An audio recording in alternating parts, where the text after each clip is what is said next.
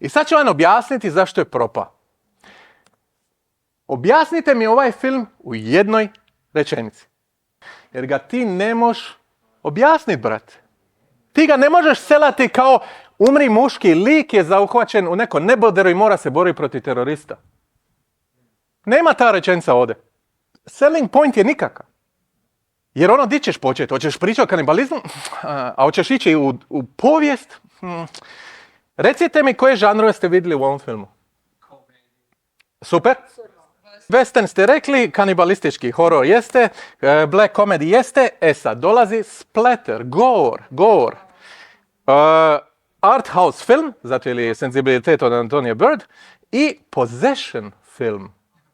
I sada ovo je bilo toliko teško staviti u trailer.